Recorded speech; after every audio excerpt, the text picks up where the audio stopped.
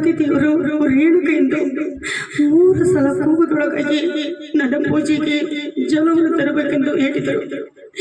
ಏನು ಮಾಡಲಿ? ಸಿಂಹೆಯಾದ ಶಿಶುನು ಎತ್ತರೋ ಮಾಯ ಮೊದಲು ನನ್ನ ತುಂಬಿಕೊಂಡು ಪಡೆದು ಹೋಯಿತು. ನನ್ನ ಪತಿ ದೇವರು ಕೇಳಿದರೆ ಎದೆಂದು ಹೇಳಲಿ ಆಗಲಿ ಅವರ ಪಾದಗಳ ಮೇಲೆ ಬಿದ್ದು ಬೇಡಿಕೊಳ್ಳಿ. ಸ್ವಾಮಿ, ನಿಮ್ಮ ಪಾದ ಪದ್ಮಗಳಿಗೆ ರೇಣುಕಾ, ಪ್ರತಿದಿನವೂ ತರುತ್ತಿದ್ದ ಮರಳಿನ ಕೊಡದಲ್ಲಿದ್ದ ಜಲವು ಈಗೆತ್ತವಾಯಿತು. ನಿನ್ನ ಕಾಮಕ ಬುದ್ಧಿ ಹರಿಯದ ಅಜ್ಞಾನಿ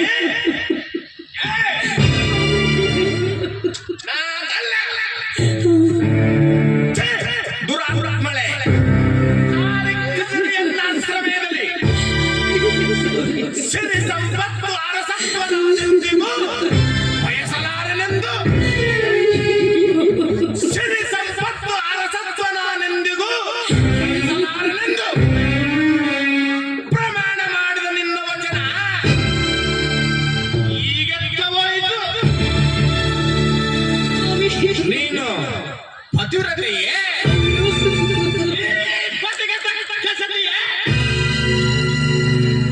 ಸುಖದ ಸುತ್ತುವತ್ತಿಯೇ ತುತ್ತು ಬದಲ ತುತ್ತುತ್ತೆ.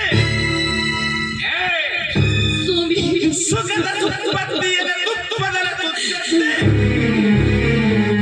ಹೊಟ್ಟೆ ತುಂಬ ತಿಂದು ತಿರುಗಾಡುತ್ತಿರುವ ನಿನಗೆ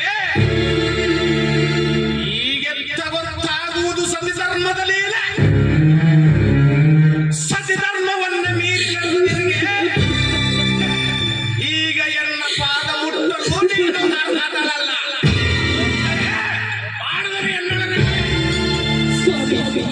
ಅಣಿವೊಂದು ಅಪರಾಧವಾಗಿರಬಹುದು. ಹಿಡಿದ ಧರ್ಮ ಬಿಡುವಲ್ಲ, ಸ್ತ್ರೀ ಧರ್ಮ ಮರ್ತಿಲ್ಲ. ಸ್ತ್ರೀ ಧರ್ಮ ಮರ್ತರು ಮದುವೆಗೆ ನಾನು ಆಗಿಲ್ಲ ಸ್ವಾಮಿ. ಇಲ್ಲ ಸ್ವಾಮಿ, ನಾನು ಯಾವ ತಪ್ಪು ಮಾಡಿಲ್ಲ ಸ್ವಾಮಿ. ನಾನು ಯಾವ ತಪ್ಪು ಮಾಡಿಲ್ಲ. ನೀವು ನನ್ನನ್ನು ಕ್ಷಮಿಸಿದ ಇಡವರೆಗೂ ನಿಮ್ಮ ಪಾದವನ್ನು ಬಿಡಲಾರೆ, ಬಿಟ್ಟು ಹೋಗಲಾರೆ. ಸ್ವಾಮಿ ಎಂದು ಸ್ವಾಭಿಮಾನದ ಮಾತುಗಳನ್ನಾಡಬೇಡ.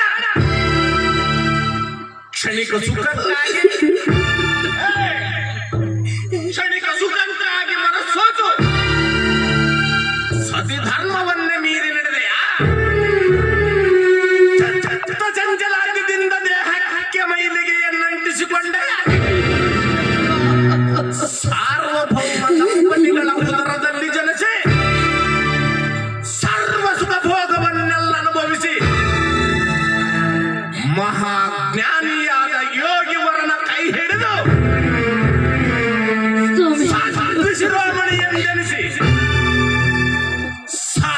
ಶಿರೋಮಣಿ ಎಂದೆನಿಸಿ 3 ಮಕ್ಕಳ ತಾಯಿಯಾಗಿ ಮುಪ್ಪಿನ ಸಮಯದಲ್ಲಿ ಮಧ್ಯದನ ಕನಕದ ಮೇಲೆ ಮೋಹವೇ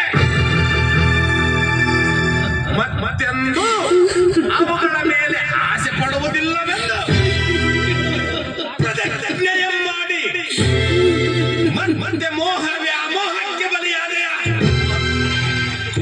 ಪರಮಘಾತಗಳೇ. ನೋಡಿದ ಮಾತ್ರಕ್ಕೆ ಏರಿದ ಮಾತ್ರಕ್ಕೆ ಮಣ ಮೈಲಿಗೆ ಆಯ್ಕೆ. ಯಾವ ತಪ್ಪನು ಮಾಡದ ನನಗೆ ಇಂಥ ಶಿಕ್ಷೆ.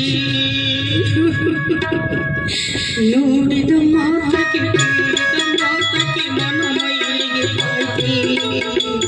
ಯಾವ ತಪ್ಪನು ಮಾಡದ ನನಗೆ ಇಂಥ ಶಿಕ್ಷೆ ಕೊಡುವುದು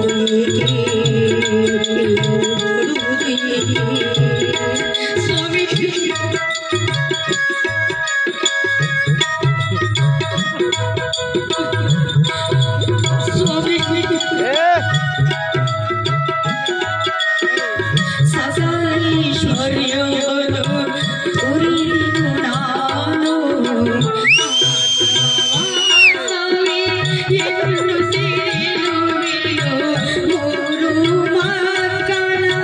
ತಾಯಿಯು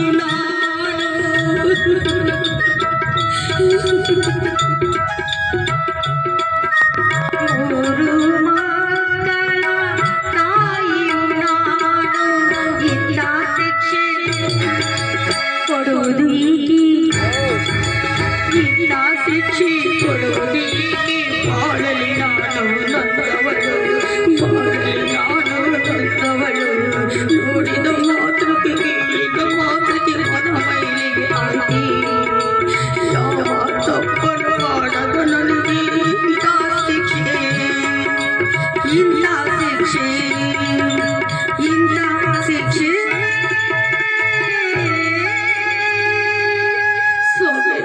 ನೋಡಿದ ಮಾತ್ರಕ್ಕೆ ಹೇಳಿದ ಮಾತ್ರಕ್ಕೆ ಮನ ಮೈಲಿಗೆ ಆಗುತ್ತದೆ ಕ್ಷಣ ಕ್ಷಣಕ್ಕೂ ನೋಡುವ ಕಣ್ಣುಗಳಿಗೆ ಕೇಳುವ ಕಿವಿಗಳಿಗೆ ಯಾವ ಶಿಕ್ಷೆಯನ್ನು ಕೊಡುವಿರಿ ನೀವು ಎಲ್ಲ ಬಲ್ಲವರಾದ ನೀವು ಈ ರೀತಿ ಮಾತನಾಡದೆ ಇದಕ್ಕೆ ನಾನೇನೇನು ಹೇಳಲಿ ಮೂರು ಮಕ್ಕಳಾದ ಮೇಲೆ ಇಂಥ ದುರ್ಬುದ್ಧಿ ನಿನಗೆ ಏತಕ್ಕೆ ಬಂದಿದ್ದು ಎಂದು ಕೇಳಿದ್ರೆ ಇದಕ್ಕೆ ನಾನೇನೆಂದು ಹೇಳಲಿ ಸ್ವಾಮಿ ನಾನೇನೆಂದು ಹೇಳಲಿ ಇಲ್ಲ ಸ್ವಾಮಿ ನಾನು ಯಾವ ತಪ್ಪು ಮಾಡಿಲ್ಲ ಸ್ವಾಮಿ ನಾನು ಯಾವ ತಪ್ಪು ಮಾಡಿಲ್ಲ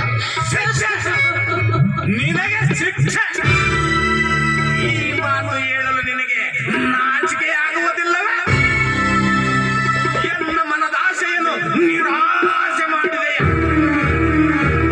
ಇನ್ನು ನಿನ್ನ ಮುಖವನ್ನು ನನಗೆ ತೋರಿಸದೆ ತಕ್ಷಣದಿಂದ ಹೊರಡುವಾಗ ಅನುಸೂಯ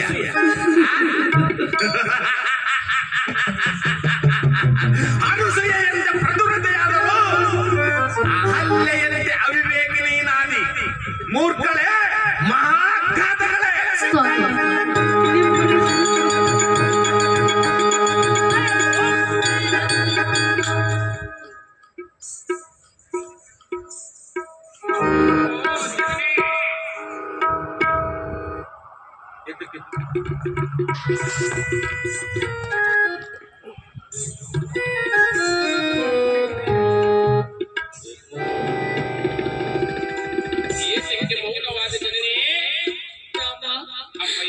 ಯಾಕೆ ಮೌನವಾದೆ ಈ ನಿನಗೆ ಕಣ್ಣೀರಿಗೆ ಕಾರಣವ್ಯಾರು ಅಮ್ಮಯ್ಯ ಎಂದು ನನ್ನನ್ನು ಕೇಳೋದಕ್ಕಿಂತ ನಿನ್ನ ಹೆಣ್ಣಪ್ಪನನ್ನು ಕೇಳೋದ ನನ್ನನ್ನು ಕೇಳಬೇಡ ನನ್ನನ್ನು ಕೇಳಬೇಡ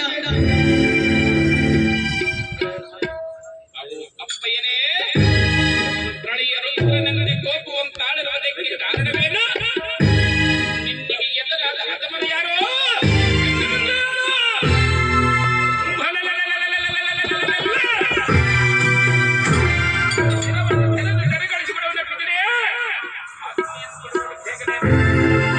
ರಾಮ ದುರ್ಗರ ಮನಸ್ಸಿರಬೇಕು ಎನ್ನಾಜ್ಞೆ ಪಾಲಿಸಬೇಕಾದರೆ ಗಂಡದೆಯ ಗಂಡಗಳಿಗೆ ಪರಶುರಾಮನ ದೃಢಬಲದಲ್ಲಿ ನಿನಗೆ ಅನುಮಾನವೇ ಅಪ್ಪಯ್ಯನೇ